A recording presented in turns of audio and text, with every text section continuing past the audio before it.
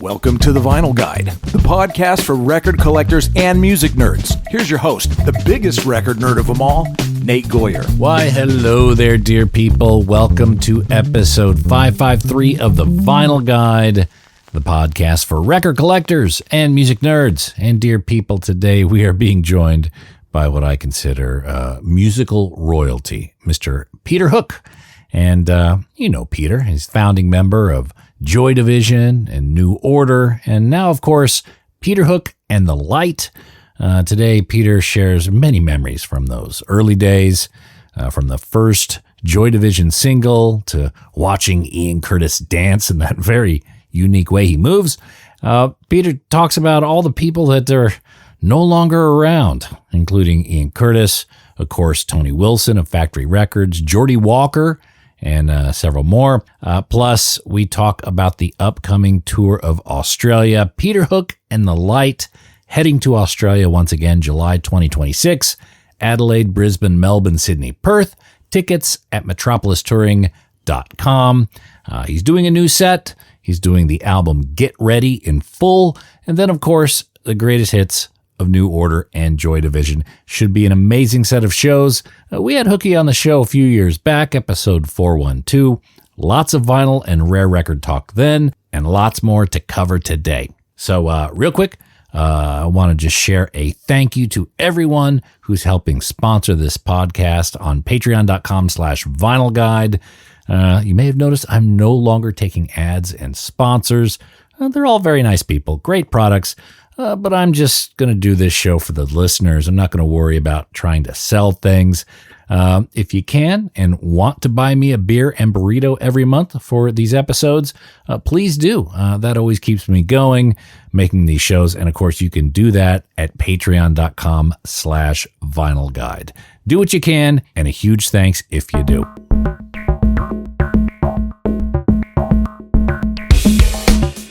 Alrighty, party people in the place to be. Let's get into our conversation with Mr. Peter Hook and the many memories of his past. Sorry I'm late. Oh, man. Now you show up right as I take a bite of food. Feel free. Carry on. How are you, Hooky? I'm all right. Yeah, not bad at all. Yeah. Just looking out the cloudy day outside the window, so I'm not missing much, so it's okay. All right. Well, look, I know you're going to be heading to Australia soon, so make sure you bring a jacket. I'm going to, you know what? Last time we went in summer, I didn't bring a bloody jacket. First thing I had to do was run round to buy one. So I'll be bringing that jacket with me. Yeah. Oh, good. All right. It'll make a return. All right, ladies and gentlemen, make sure you mark your calendars. Peter Hook and the Light coming back to Australia. This is like your second home now. July 2026, Adelaide, Brisbane, Melbourne, Sydney, Perth. Tickets at metropolistouring.com. Links in the episode page. Mate, great to have you come back here. Australia is like a second home to you, isn't it? It is, and we actually managed to get to you very early as New Order. And because of Factory Australasia was the record company that we had in Australia, which was quite handy. Yeah, so we got a lot of support from them, and we're able to come very early. Yeah, we were with Viv, the guy that ended up doing the big day out. We were his first European band, I think, that he brought over. With his partner in oh my God, it must have been 82. 92. Oh, yeah. I mean, we had a fantastic time. Ken West, I think, was his partner at that Ken point. was West. Yeah, great guy, Ken. Ken was bonkers. Yeah. Viv was the level-headed side, and Ken was the nuts side. They did balance themselves out wonderfully. Yeah. So yeah, we toured with them every time. We were their first European band to come over, and yeah, it was great. I mean, our music has resonated in Australia from a very early time, you know, and thanks to Triple J, I think that they were one of our biggest supporters. We managed to have a lot more success in Australia than we did in England. Oh. You know, from those points. Yeah. So it's always a pleasure to come back. And as I was saying to before when I was doing the interview, it's the only place I ever go to that I don't want to come back from. Well, same thing happened to me. You may tell by my accent, this is not my native land, but first time I came here, I finally got the feeling like I am home. It's a hard place to Mm. leave, man.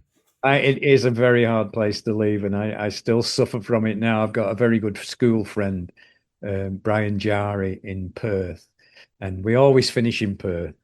And every time I'm stood there, I'm like, oh, fucking hell, I've got to go back to rainy old Manchester. So yeah, it's a strange one. It's a strange one, but I'm delighted. We actually played our seventh gig as Peter Hook and the Light in Melbourne Hmm. on the start of our Australian tour. And it's funny when I listen to those gigs now, how different we are now, Hmm. because how nervous we were at that point because I just started singing. Literally, it took me, God, a long time, 6, 9 months before I could relax because of the expectation in doing it and people's reverence for all things Joy Division. It was a big step to take on Ian's role, but I absolutely delight in it now. I must admit, I do. I love it. Yeah. It's yeah. I mean, doing my 50th anniversary last week, which I still can't quite believe that I've been playing as a musician for 50 years. It's incredible. It really is. I can't believe it. What a Um, tremendous run. yeah, I know. Yeah, and to be still sitting here looking forward to coming to see you, looking forward to going to America, Canada after that. We've already booked tours, would you believe, for China for next year. We're also going to the Far East. We're managing it. We obviously won't be going to Russia, but you can't win them all. Yeah, I mean, we toured a few times in Russia. And I must admit, the crowds were fantastic, Hmm. so supportive. And again, I suppose you're on neutral territory, aren't you there? Music is a kind of neutral territory. So yeah, it went really well. So it's a shame to have lost that because, Yeah. Where wherever where you where people haven't are, you gone? where haven't we gone? Well, we're having great trouble getting to Japan. And Joy Division are huge in Japan, as our New Order. But I can't get there because it seems that Japanese people, I believe, don't like members who leave bands and then try and do it on their own. How weird is Interesting. that? Yeah, it is weird, isn't it? But it's true. We can't get to Japan to save our lives, and it's about the glaring omission is Japan. I mean, we did a great gig in Mongolia. We played Joy Division in Mongolia at Hmm. this festival, and they'd done this festival for 10 years, and it had been immensely successful. The weather had been absolutely beautiful every day for 10 years. We get there, it rained for 24 hours. Of course. It's like we brought Manchester to Mongolia and the whole place was flooded out. And, most of the audience was just walking around in 18 inches of mud. Oh, it was hell.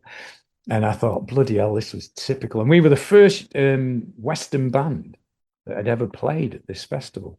Wow. Yeah. So it was a big first. And yet we really brought the bad weather for them. That was, I mean, Mongolia is probably one of the most interesting places I've ever been. Yeah. Well, look, don't bring that weather to Australia, please. Leave No, that I will behind. try my best. Oh, so talk a little bit about the set. This is a new, unique set list that you're doing for this Yeah, particular I bill. mean, what's happening is that my quest when I began was to play every record that New Order and Joy Division ever wrote and recorded. I've done it with Joy Division, played every song that Joy Division ever wrote and recorded, and actually finished off a song for Joy Division. New Order, I'm well on the way. Get Ready is now the 14th LP we've played. We've only got two left. So I don't know what I'm going to do at the end of that. I'll probably have to start again, maybe. But yeah, so this one we're featuring is Get Ready, which was New Order's comeback album after we split up after Factory and the Hacienda went bankrupt. So Bernard and I were on a bit of a second honeymoon with it. Steve and Gillian didn't have much to do with the record. They were off doing whatever Steve and Gillian were doing. And it shows in the record that it's Barney and I writing together. We found ourselves again, and believe you me, we had lost ourselves without a shadow of a doubt. Many different occasions. So, but when you listen to the album, you can hear that the relationship between the bass and the guitar is fantastic. The songs actually show it and bring it out to its best. Us getting our hands on it as the light has really, really made it economical and very hard hitting. Great versions. So, and it's turned out to be my most enjoyable LP to play so far, which I didn't expect because I love Technique. I thought Technique would have been the one. I thought I would have hated Republic because of what we went through doing the album, but I didn't. I love Republic as well. But this one has an energy about it and a freshness that reminds me of when we first began, which I suppose was obvious because it was Bernard and I that started the group, and Bernard and I that were together playing together for quite a long time. All the early punk stuff that Warsaw wrote was by Bernard and I, with me with the lyrics and stuff like that. So yes, it's like a reprise of that, but a bit more confidence, better equipment, better attitude, maybe. I guess it must be very therapeutic to be able to revisit these albums, this music. Yeah, it gives you some weird dreams, mate, because this one actually was made under quite, for me and him and Andy Robinson, who was our manager at that time. We had a great relationship doing it. And it really was a pleasure to do it. And we were all heading in the right direction, which was not the same as a lot of the other LPs. We were all desperate to play live for a start, which I was very surprised about with Barney. He was desperate also to travel the LP because the further we got into the LP, he was so happy with it that he desperately wanted to take it all around the world. So it was finished with the help of a few friends, Bobby Gillespie, Billy Corgan and people like that. And we were very, very proud of it. We didn't know what was going on with Steve and Gillian, but as it happened, Gillian left and Steve came back. And I think then Bernard and I felt a bit guilty about completing this LP more or less on our own. So we didn't play a lot of the songs. So a lot of the songs are being played for the first time. We only played Crystal, 60 Miles an Hour. I think there was one other song we played off the album as New Order. So a lot of these songs have not been played, which is quite interesting. Is there anything that it teaches you that you didn't know about the music? No, it just teaches me that we could write great music, even, God, what was it? 30 years on, which was amazing. Yeah, I mean, these songs still sound great to me. And it's great because it's proper LP length, 37 minutes, and we're playing it as a warm-up before we get to the greatest hits. We do a greatest hits Joy Division and a greatest hits New Order. Yeah. So, but people seem to really like it. We've played it a lot. We've been to America with it, and we're going back to America with it, which is quite unusual. Apart from Substances, it's been the only one that we've been asked to play again. Yeah. So that's nice. I mean, it was our best-selling LP in America by far. And I never knew that until we came to play it. And it does seem to reflect, to be asked to go back and do it has been a great compliment. Do you have, with your material has been covered by, I want to say thousands, maybe tens of thousands of bands. Do you have a couple of covers of your music that you tend to really think some of your favorites there? Well, I mean, it was funny because it's always the bad ones I like. I like to hear the techno version of, Blue Monday and a few techno. There's a great wild techno version of True Faith by a German death metal band, and they're the ones that make me laugh because the only Grammy we ever got was for Orgy's cover version of Blue Monday, which was unbelievable heavy metal cover version of Blue Monday. So it's always those ones that stick out to me, the really wacky ones. And the other ones that I must admit that I like hearing are when you get the acoustic covers, because some of them are beautiful. And I must admit, when I did the Joy Division orchestral version of the of Unknown Pleasures and Closer, that was inspired by some of those cut down versions of the songs that were just done on acoustic guitar and violin and things like that, because they added a melancholy to the songs that I started to really enjoy as I got older, I suppose you could say. So that has been nice to be able to do that. I mean, the next thing on my list, I must admit, is to do a New Order classical concert, but I'm just trying to get the time together to do that. So yeah. We've got an opera house down here if you need to use it. Yeah, we played the Joy Division there. It's fantastic. We sold it out and got a standing ovation, which I was very, very, very pleased about, I must say, to do it. Yeah. You must think of Ian many times a day, certainly during the set. Are there any songs that are particularly poignant to you, or even sometimes difficult to play with those memories? Well, no, I mean, the emotional aspect of being appreciated for what you do is the most sobering, and that gets me. At the end of the classical concert that we did in Sydney Opera House with Joy Division, I was really, really touched by that. I've lived with his lyrics long enough now to know, and I was with him when he was writing them and when he was doing them. So I do share those feelings, but they're personal feelings, personal memories that I have from being recording Closer, particularly. When we play, particularly the Eternal and Decades together, I can see that the gravity of the feelings in that influences people.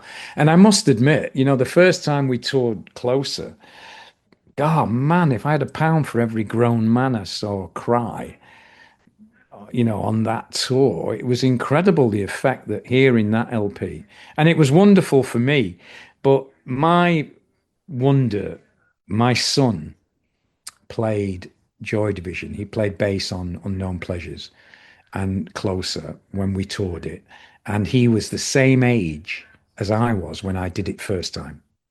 That was weird. Watching him learn those bass lines and the fumbling of trying to get it right, that was the most evocative for me. That was like looking in a mirror into the past, watching my son do it. That was the strangest part. But yeah, I mean, I know the lyrics well enough now to realize that a lot of the music carries away a lot of the melancholy. Like in particular, Love Will Tear Us Apart feels like an upbeat pop song. When you listen to the lyrics, it's a terribly sad, awful tale of the breakdown of a relationship. But it tends to get washed over in the euphoria of the music. Maybe that's what Ian wanted to achieve, with it. So yeah, it's different songs, different things. His lyrics are amazing. And, being able to sing them as I do now has given me a fantastic insight into them. Because when you're playing and you look at him and he's doing the right things, you're looking at him and thinking, wow, there was never one moment I ever looked at Ian Curtis and thought, you know what, he's not into this. He was into every single gig to the hilt that you did. When you looked at him, the power you got from watching him deliver what he was delivering drove the whole band along. It's why Joy Division was such a fantastic group. And it's the same reason why New Order was so fragile when we started, because Barney wasn't a singer then, and you could tell it by looking at him. As soon as I looked at him, I'd think, oh shit, he's not into this. He's going to bottle it. He's going to be awful, But I never got that feeling from Ian Curtis in Joy Division once. But that sort of wonky leg that we had in New Order actually helped us develop a different style and also a different way of vocalizing with our music, which made New Order quite distinct in some ways from Joy Division. So, it's the circumstances, isn't it?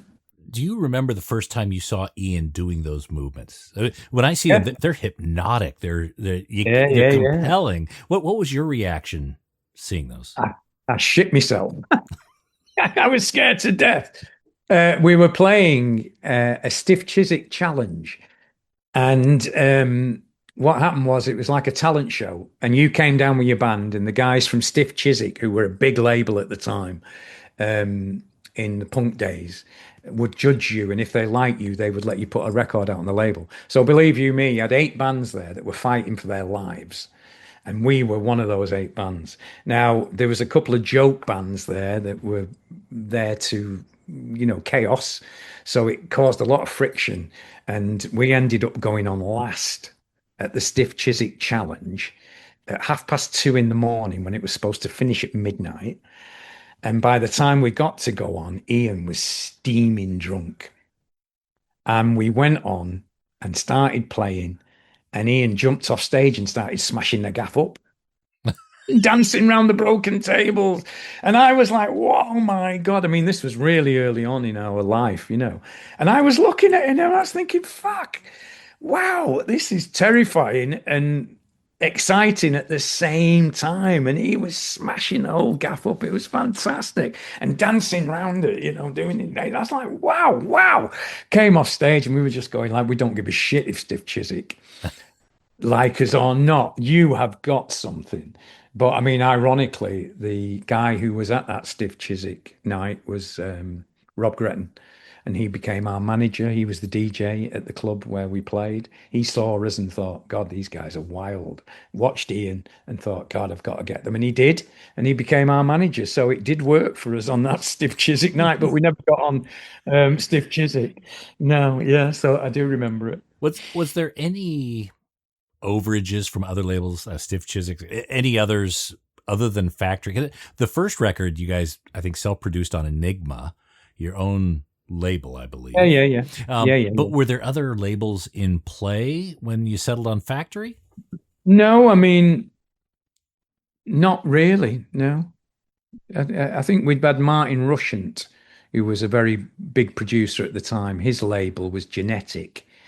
And Rob didn't like them because they were very corporate, and lawyers and contracts. Tony Wilson we loved because he was so downbeat. Tony Wilson said, "Let's do a record together. If we get on, we get on. If not, you can just go." And we were going, "Wow, that's great." Genetic. They came with the contract. It was about that wide, and and Rob Gretton just said, "No, I'm not ready for that." And Tony was such a likable man, and his idea of A&R was to go, "Darling, just do what you do. It's fabulous." So it was like, oh, it was great. We got our own way right from the start. Nobody was butting in, telling you what to do. And it was just a hands-off relationship, and it was fantastic. But there was also that Factory aesthetic, that design back that I think really lends itself so well to the story of the band. It's hard to see how the band would have gone without the hand of Peter Saville or some of those other players. Yeah, I mean, the thing is that we were only interested in playing and the music. So when someone came along and said, "What kind of sleeve do you want?" we were like going, "Oh, whatever, just stick it in a bag." We're not actually that bothered. And Bernard did find the Unknown Pleasures thing in a textbook and suggested it. And then Pete Saville thought it'd be a good idea not to put the name of the band on the sleeve. And we went, yeah, whatever. We're not bothered. Whatever you do, whatever you want to do. We're busy writing, because we were busy writing. We were writing a song a week as Joy Division, 2 songs sometimes. So, and we weren't practicing for long because we couldn't afford it. So the thing is that we were very busy doing the business end with the thing, and we were happy to let them have do whatever they want with the aspect of it.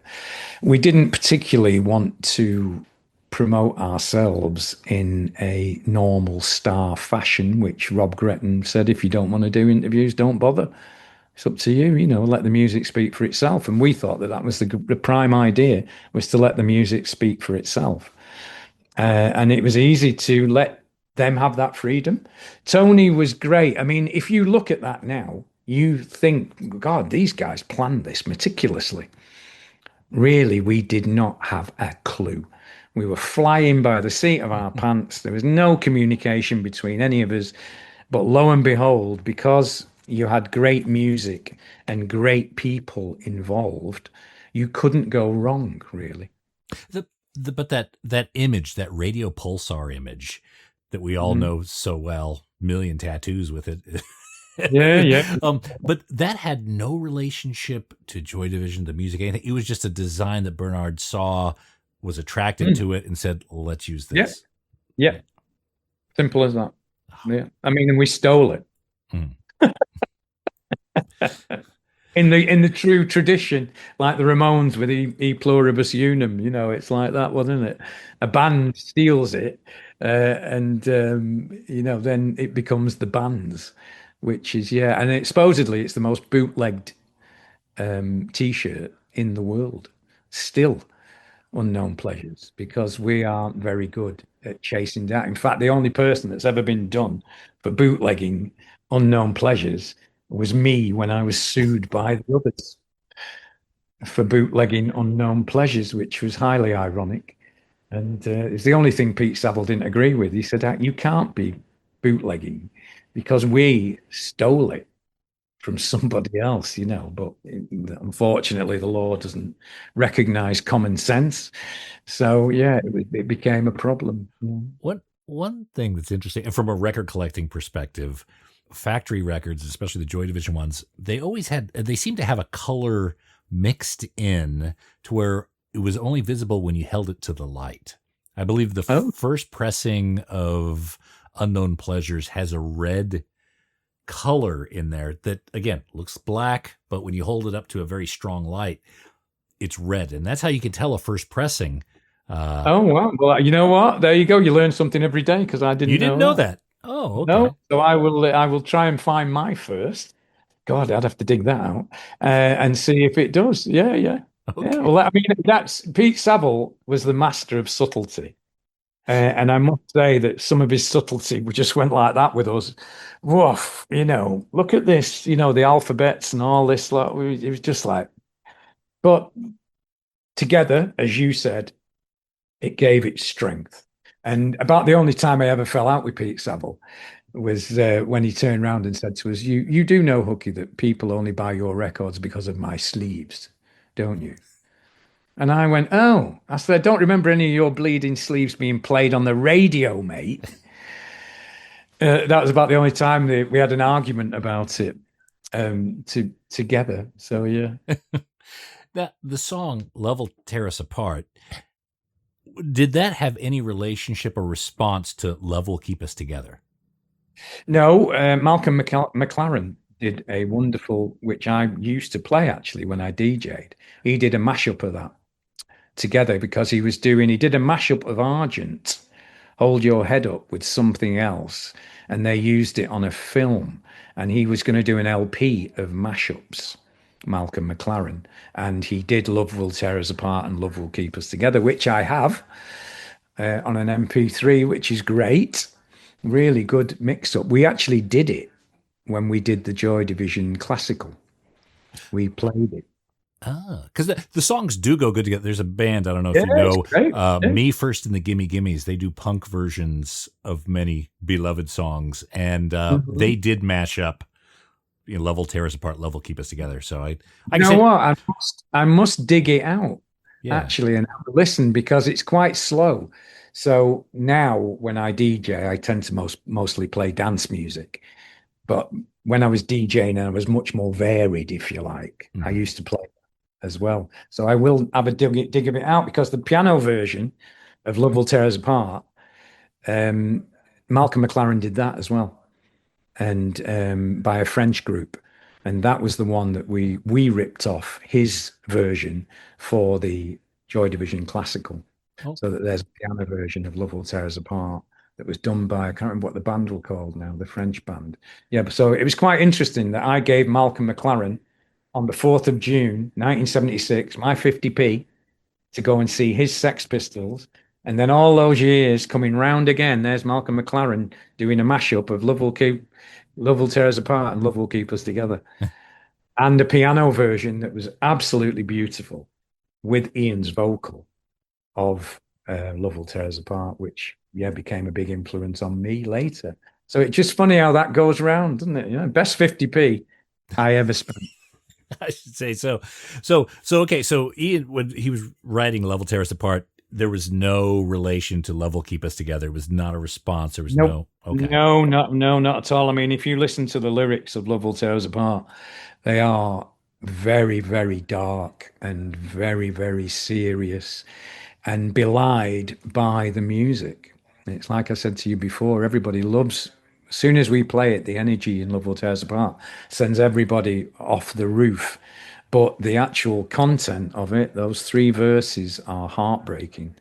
And as I've said before, I wouldn't have liked anyone to write a song about me the way that he wrote a song about his ex-wife. Yeah. Yeah. Well, you hear the like acoustic covers, like you mentioned earlier, of Oh, that. That's the heartbreaking. heart wrenching. Yes. Do you know if Ian ever heard a final version of "Closer"?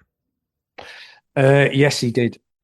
And I believe he wasn't happy with it because someone produced a letter from him complaining about it, which I didn't know about. Nobody told me about.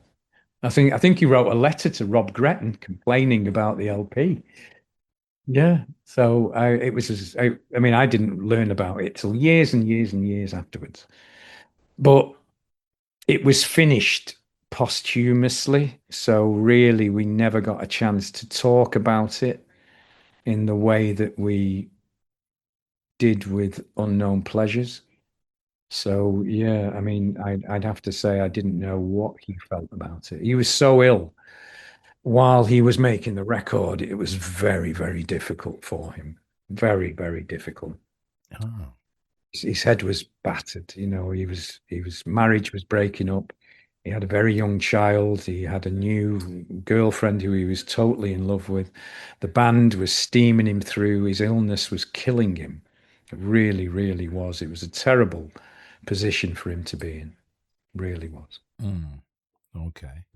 What was his funeral like? Bloody awful. Yeah, yeah. I mean, it's one of my only regrets in life was that I didn't go and visit him before he was cremated. So I suppose the only benefit I've got from that is that I know where Ian is buried, so I can go and visit him. Oh, okay. That's a mystery. Yeah, Oh, the grave digger told me. got it. So it's nice. It's nice that I have that nobody else has. To because I didn't go and see him. Yeah, I mean, I've never turned down the opportunity since to say goodbye to anybody who leaves us. But at that time, at that age, to go and see Ian, both Barney and I just went, I can't do it. I can't do it. And I really regret that. So, yeah. So the funeral wasn't, I mean, it was just a funeral, mate. If anything, the inquest was the worst because what was said about him at the inquest was, in my opinion, was disgusting and was wrong.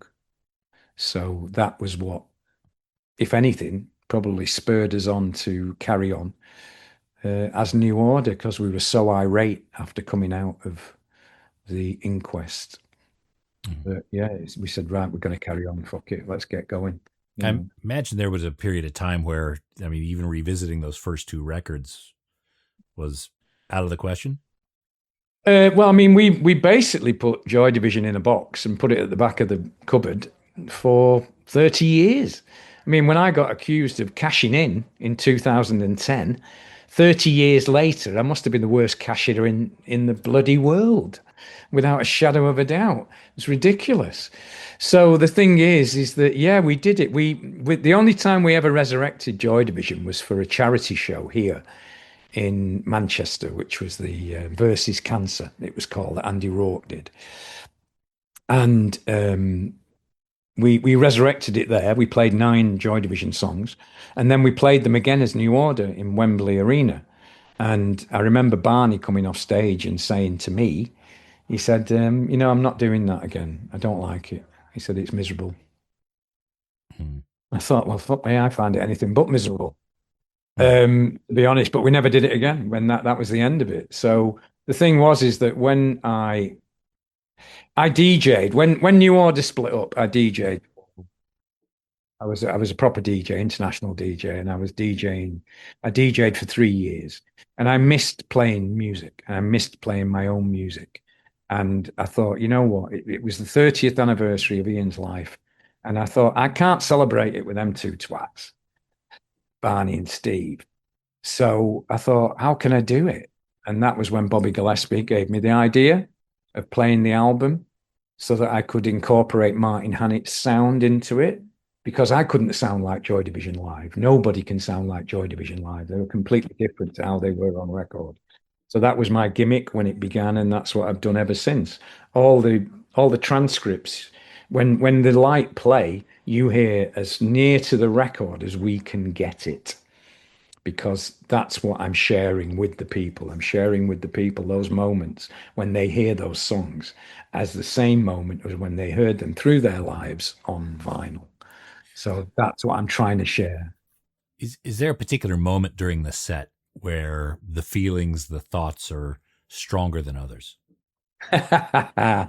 No.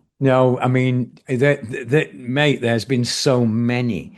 If you knew the pain that we went through writing all of these songs, different kinds of pain, some of it awful, some of it hard work, pain, it all comes back to me. All different things come back to me all the time. It's like I'm living surrounded by ghosts, and when you start losing people like Manny and losing people like Andy Rourke and losing all these people that you started with, I am living with some of the maddest ghosts in the world.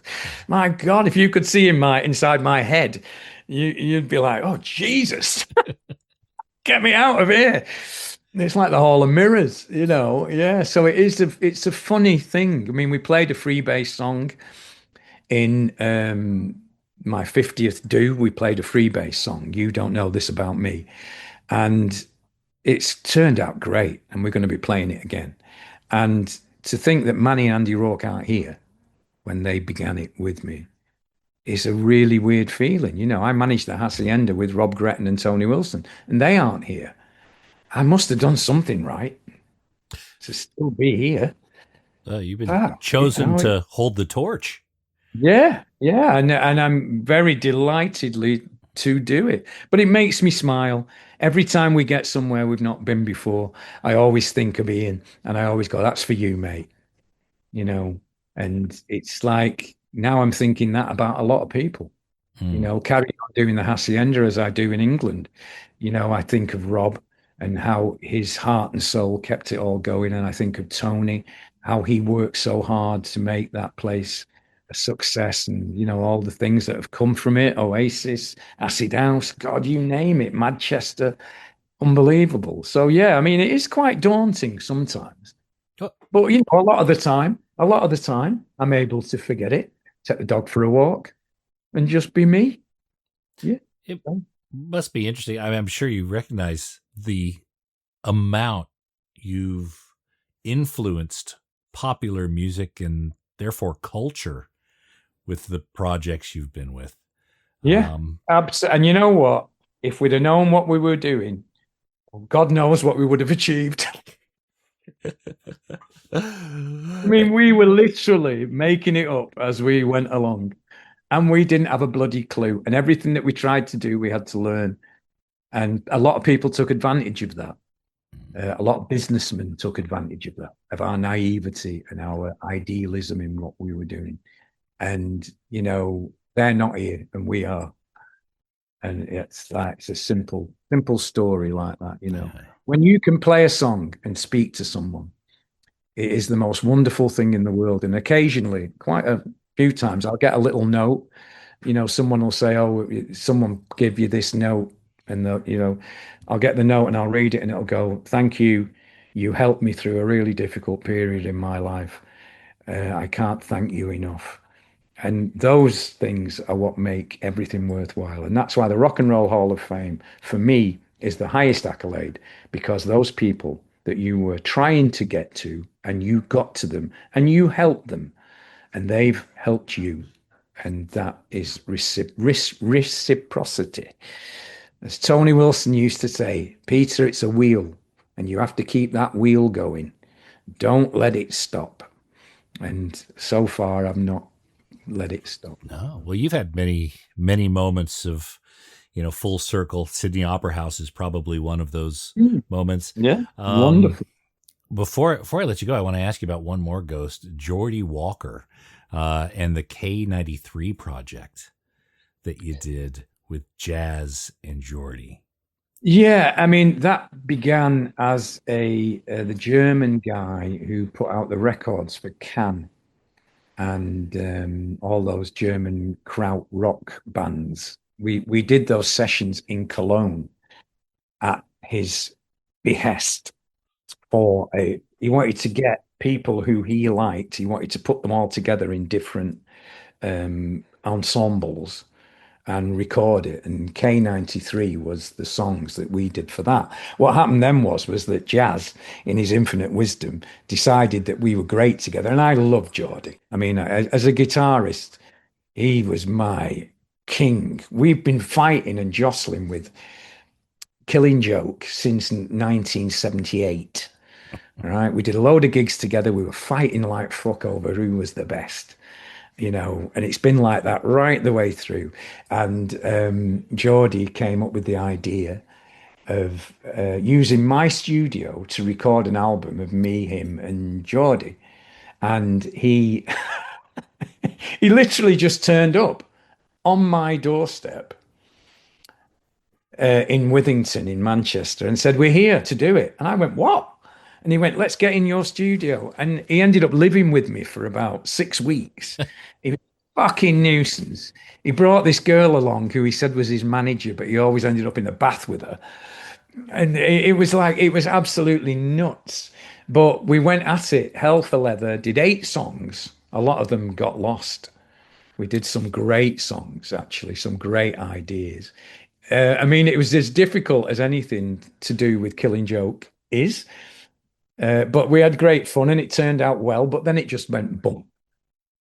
And Jazz moved to New Zealand and it stopped. And it was only when someone found a tape that it was resurrected and done. And then the first thing Jazz did was, "Okay, have you heard this tape? Have you heard this tape? It's great." And he said, "We should do more." And I went, "Yeah, okay, mate. If you want to do more, let's do it." And I've never heard from him since. Oh. So, any idea where that tape was, or how it just made its way to, where it was hiding? I have no idea, because Sweet 16, when it went bankrupt, the master tapes should have been there. So somehow, when it went bankrupt, they've disappeared, which is a great shame. But the tracks were good.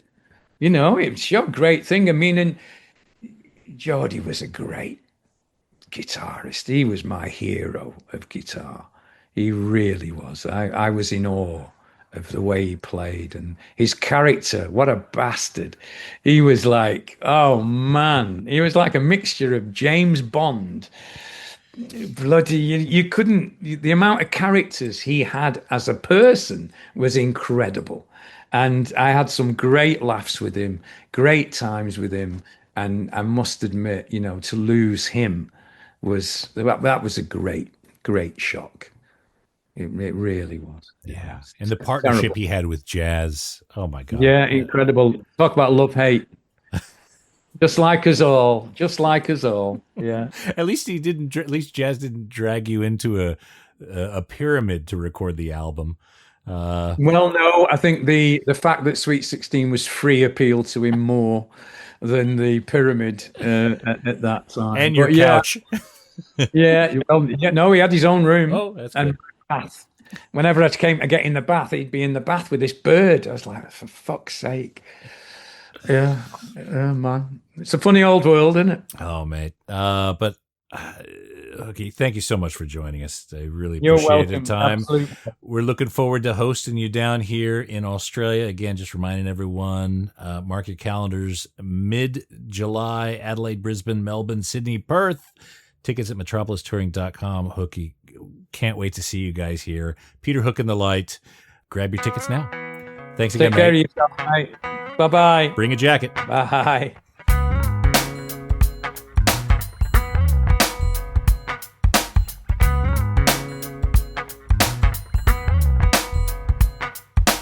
Oh, man, what a wonderful dude. Those shows are amazing.